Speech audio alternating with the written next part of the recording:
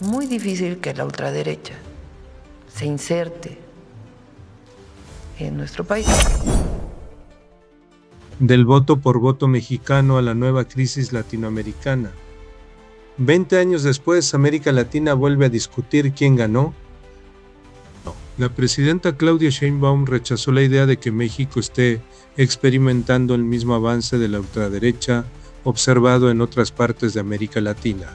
Según la mandataria, el país vive un fenómeno distinto, producto de un proceso político construido durante años y sostenido por una relación directa entre Morena y amplios sectores de la sociedad.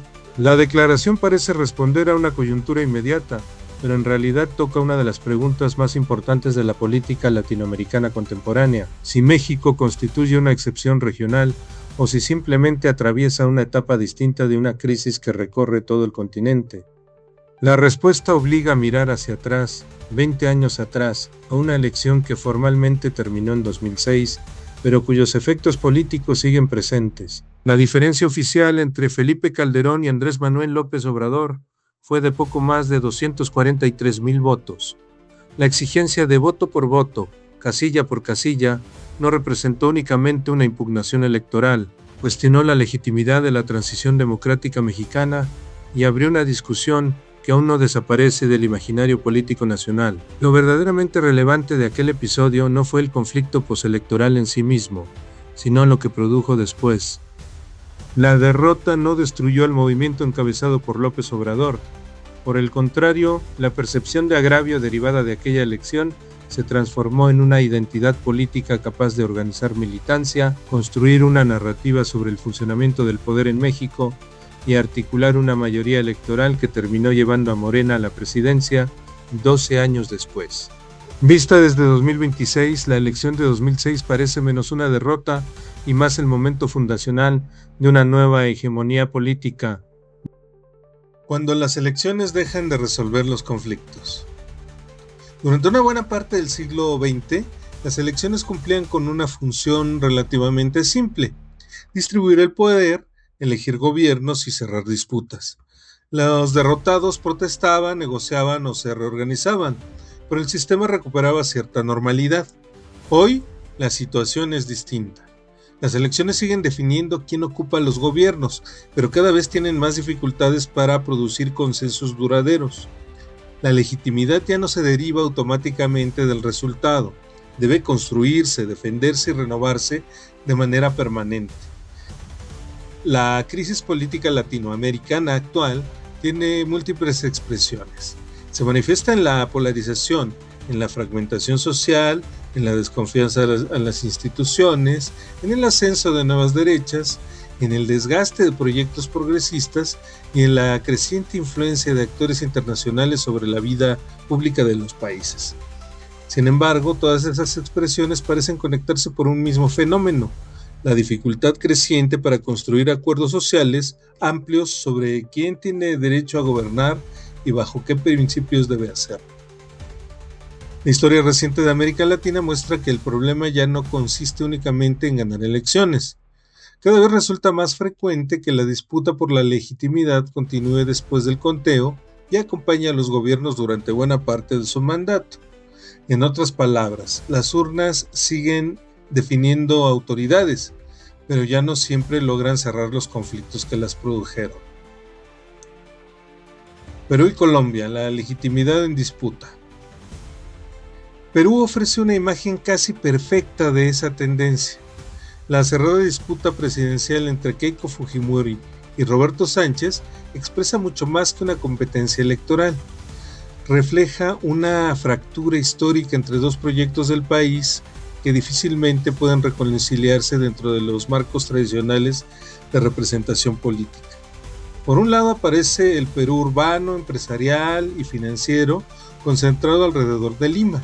Por el otro, emerge el Perú rural, indígena y el campesino, que durante décadas permaneció al margen de las decisiones nacionales. Cuando una elección se decide por apenas unos miles de votos, el resultado formal puede definir quién ocupa el Palacio de Gobierno, pero no resuelve la fractura social que dio origen a la competencia. La elección concluye, el conflicto permanece. La discusión sobre el futuro del país continúa bajo nuevas formas y con nuevos actores, pero sigue expresando la misma disputa estructural. En Colombia, la situación adquiere características distintas. Aunque apunta en la misma dirección, la cerrada contienda entre Iván Cepeda y Abelardo de la Espriella ha sido interpretada por amplios sectores progresistas como algo más que una derrota electoral.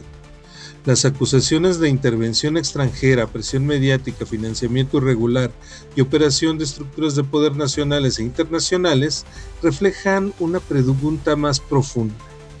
¿Por qué millones de personas consideran plausibles esas explicaciones? La respuesta no depende necesariamente de que las acusaciones sean correctas o incorrectas. Depende del nivel de confianza que existe en las instituciones. Cuando la confianza disminuye, la sospecha ocupa su lugar, y cuando la sospecha se vuelve estructural, la legitimidad se transforma en el recurso más escaso de una democracia. La pregunta deja de ser si hubo fraude y pasa a ser por qué una parte significativa de la sociedad está dispuesta a creer que pudo haberlo. La batalla por la hegemonía. Aquí aparece un concepto fundamental para comprender la coyuntura latinoamericana: la hegemonía. La politóloga mexicana Ana Esther Ceseña recupera una idea central de Antonio Gramsci, según la cual el poder no se sostiene únicamente mediante la coerción, también necesita consenso, necesita producir una visión del mundo que parezca como legítima, natural y razonable para amplios sectores sociales.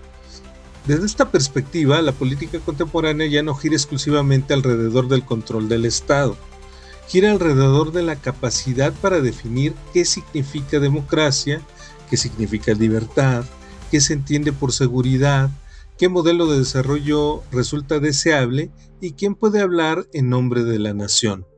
Las elecciones son apenas uno de los escenarios donde esa disputa se expresa.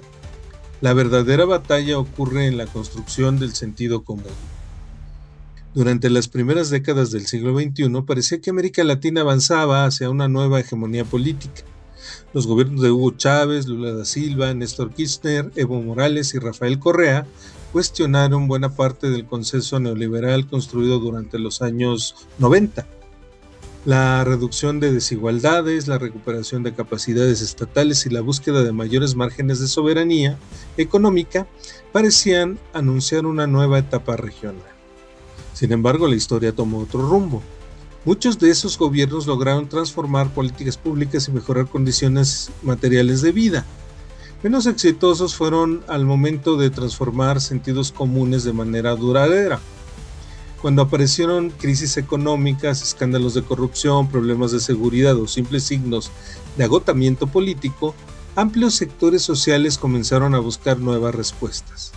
La crisis de representación volvió a abrirse, por esa grieta emergieron nuevas fuerzas políticas. Trump, Milei y la nueva derecha continental. Donald Trump en Estados Unidos y Javier Milei en Argentina no surgieron en contextos de estabilidad. Ambos aparecieron en escenarios marcados por el agotamiento institucional, el malestar económico y la desconfianza hacia las élites tradicionales. Su importancia trasciende las fronteras nacionales porque expresan una transformación más amplia, la comprensión de que la disputa principal ya no se desarrolla únicamente en el terreno económico, sino también en el cultural. Identidad nacional, seguridad, migración, religión, género, mérito individual y redes sociales se transformaron en campos decisivos de la disputa política. Mientras buena parte de la izquierda seguía concentrada en la gestión estatal y la política pública, la nueva derecha comenzó a disputar emociones, símbolos y narrativas. En términos gramscianos, comenzó a disputar hegemonía. La expansión del bolsonarismo en Brasil, el crecimiento de corrientes conservadoras en Chile, el fortalecimiento de sectores de derecha en Perú o Colombia y la influencia continental del trumpismo forman parte de una misma transformación histórica. No son fenómenos idénticos ni responden a las mismas condiciones nacionales, pero comparten una característica fundamental. Nacen de una crisis de representación que los sistemas políticos tradicionales no logran resolver. En ese contexto adquieren relevancia episodios como el denominado Honduras Gate, las denuncias sobre financiamiento político, operaciones digitales, coordinación internacional y estructura de influencia transnacional no explican por sí mismas la política latinoamericana, pero muestran que la disputa por el poder ya no se libra únicamente en los parlamentos, los partidos o los procesos electorales. También se desarrolla en las plataformas digitales, en los medios de comunicación, en los sistemas de inteligencia y en las redes internacionales de producción de información. México, la excepción que intenta institucionalizar una hegemonía. Es precisamente aquí donde aparece el caso mexicano. Mientras buena parte de América Latina observa el crecimiento de nuevas derechas, México parece recorrer una trayectoria distinta. La continuidad entre los gobiernos de Andrés Manuel López Obrador y Claudia Sheinbaum constituye un fenómeno singular dentro de la región. No porque elimine los conflictos ni porque desaparezca la polarización, sino porque hasta ahora ha conseguido mantener una mayoría política relativamente estable. La explicación no puede reducirse a la popularidad presidencial ni exclusivamente a los programas sociales. Lo que parece existir es una construcción política más profunda. Desde 2006, López Obrador elaboró una narrativa capaz de explicar al país para millones de personas. La corrupción como mecanismo estructural del poder, la distancia entre élites y la ciudadanía, la recuperación de la soberanía nacional y la existencia de una transformación histórica pendiente terminaron convirtiéndose en una identidad política reconocible. La declaración de Sheinbaum sobre el avance de la ultraderecha introduce un elemento adicional. Morena parece consciente de que las hegemonías no son permanentes, deben renovarse, actualizarse y defenderse. Quizá por ello adquiere importancia creciente el concepto de humanismo mexicano. Más que una definición doctrinaria, funciona como un intento de construir un paraguas ideológico capaz de dar continuidad a la Cuarta Transformación más allá de sus liderazgos fundacionales. La fórmula combina nacionalismo, justicia social, soberanía, identidad histórica y presencia territorial del Estado. No es casualidad que Morena insiste en recorrer comunidades, fortalecer estructuras locales, mantener contacto directo con la ciudadanía y preservar una presencia constante en el territorio. Detrás de esa estrategia existe una comprensión política fundamental. Las hegemonías no se conservan desde los escritorios, sino mediante una relación cotidiana con la sociedad, particularmente en aquellos espacios donde históricamente el Estado apareció de manera intermitente o únicamente durante los periodos electorales. Mientras otras experiencias progresistas latinoamericanas enfrentaron dificultades para transformar victorias electorales en identidades políticas duraderas, Morena parece intentar institucionalizar precisamente esa relación. La propia Sheinbaum ofreció una pista al afirmar que México vive una realidad distinta a la observada en otros países donde las derechas avanzan. La afirmación puede discutirse, pero revela una intuición política relevante. La disputa regional ya no consiste únicamente en ganar elecciones, sino en producir sentido común. La pregunta que sigue abierta. La pregunta, sin embargo, permanece abierta. ¿México constituye realmente una excepción latinoamericana o simplemente se encuentra en una fase distinta de la misma crisis que atraviesa al continente? Porque incluso si Morena conserva la iniciativa política, los desafíos siguen presentes. Relevo generacional, nuevas demandas sociales, inseguridad, transformación tecnológica, el problema de las madres buscadoras y fragmentación informativa. Las generaciones que votarán durante la próxima década no vivieron el conflicto de 2006 ni construyeron su identidad política alrededor del voto por voto. Tampoco experimentaron directamente el viejo régimen priista. La capacidad del humanismo mexicano para dialogar con esa nueva realidad será una de las pruebas decisivas para la continuidad del proyecto político surgido de la Cuarta Transformación. Cuando Claudia Sheinbaum afirma que México vive un fenómeno distinto al avance de la ultraderecha observado en otras partes de América Latina, en realidad está planteando una hipótesis sobre el futuro político de la región. La pregunta ya no es si existe una crisis de legitimidad o una disputa por la hegemonía. La evidencia sugiere que ambas ya están en marcha. La pregunta es cuál de los proyectos en competencia logrará convertir esa crisis en una nueva mayoría social. 20 años después del voto por voto, México sostiene que encontró una respuesta. El resto de América Latina sigue buscando la suya. Corsaro Noticias.